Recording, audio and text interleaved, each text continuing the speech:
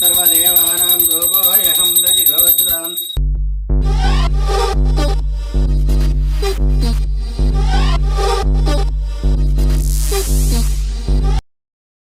Hello friends, welcome to Balayya talkies.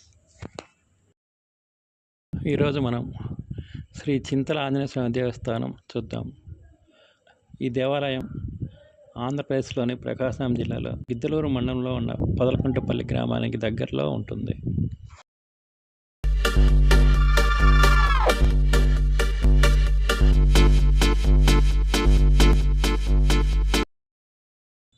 చుట్టూ పచ్చటి పొలాలు, ప్రశాంతమైన వాతావరణం, విశాల ఆవరణలో ఈ దేవస్థానం ఉంటుంది. ఇక్కడి స్వామి కోరిన వరాలు తీర్చే కొంగు బంగారం అని భక్తుల విశ్వాసం. ఇక్కడ ఆంజనేయ స్వామితో పాటు వినాయకుడి విగ్రహం కూడా ఉంటుంది. ఈ దేవాలయం దగ్గరలో బుగ్గ మల్లేశ్వర స్వామి ఆలయం కూడా ఉంటుంది. శనివారాలు, పండగ రోజులలో ఎక్కువ మంది భక్తులు ఈ దేవస్థానానికి వస్తూ ఉంటారు.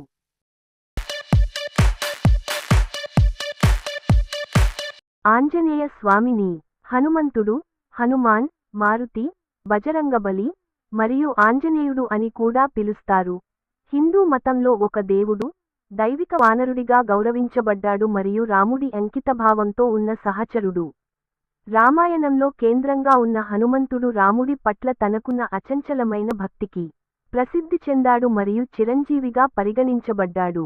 అతను వాయు దేవత యొక్క ఆధ్యాత్మిక సంతానం అని సాంప్రదాయకంగా నమ్ముతారు. అతను తన పుట్టుకలో ముఖ్యమైన పాత్ర పోషించాడని చెబుతారు. శైవ సంప్రదాయంలో అతను శివుడి అవతారంగా పరిగణించబడ్డాడు. అయితే చాలా వైష్ణవ సంప్రదాయాలలో అతను వాయు కుమారుడు. అతని కథలు రామాయణంలోనే కాకుండా మహాభారతం మరియు వివిధ పురాణాలలో కూడా వివరించబడ్డాయి.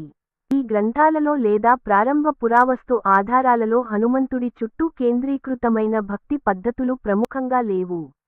రామాయణం రచించబడిన సుమారు 1 సహస్రాబ్ది తర్వాత, 2వ సహస్రాబ్ది సమయంలో అతని వేదాంత ప్రాముఖ్యత మరియు అంకితభావంతో కూడిన అనుచరుల పెంపకం ఉద్భవించాయి.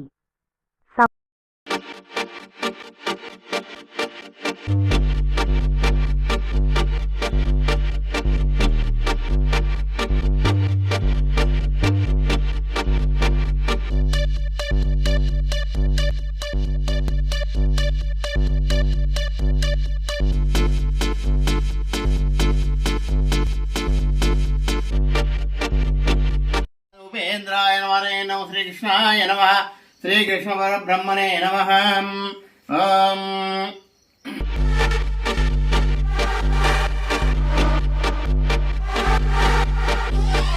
చింతల వీరాంజనేయ స్వామినే నమః. ధూపమాగ్రాపయామి.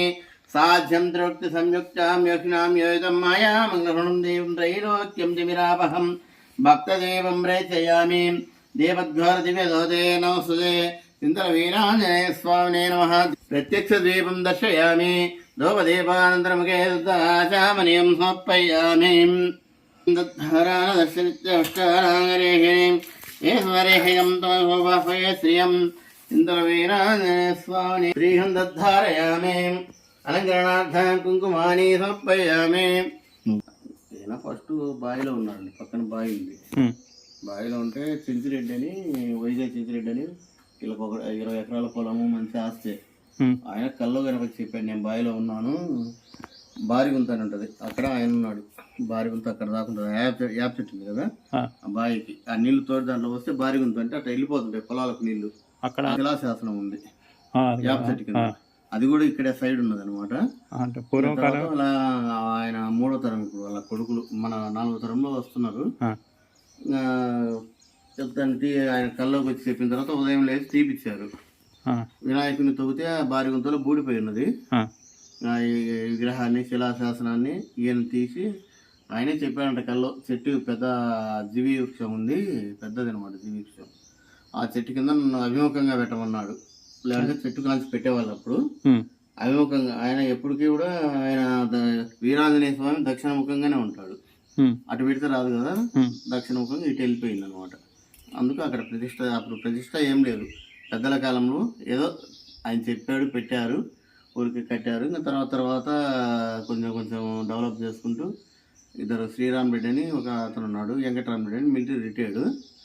వాళ్ళు వాకింగ్కి వస్తూ ఎట్లయినా డెవలప్ చేస్తే బాగుంటుంది, జనాలు బాగా వస్తున్నారని డెవలప్ చేశారు. ఇక్కడ కటాలినాలు వేపించడము, కాంపౌండ్ కట్టడము, ఈ పొలాలే అప్పుడు కొద్దిగా ఉన్నది అరుగు చిన్నగా, ఈ పొలాల్లో తలా కొద్దిగా సర్దుకున్నారు. మేము ఇస్తాం చుట్టూ కాంపౌండ్ కట్టిస్తే దేవుడికి అని బాగానే డెవలప్ చేశారు. స్నాపయామి.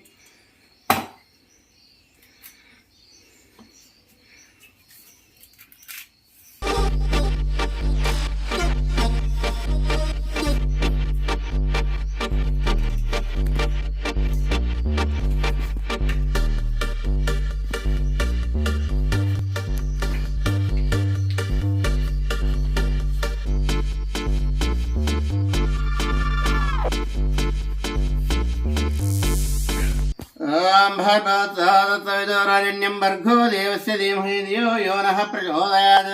ओम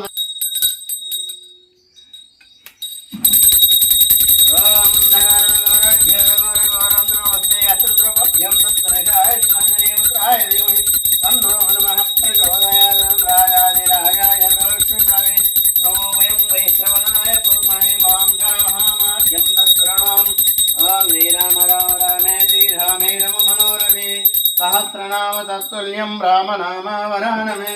सुन्दरवीराञ्जनेय स्वामिने नमः. आरति यत्पूर्वमङ्गलनीराजनं दर्शयामि.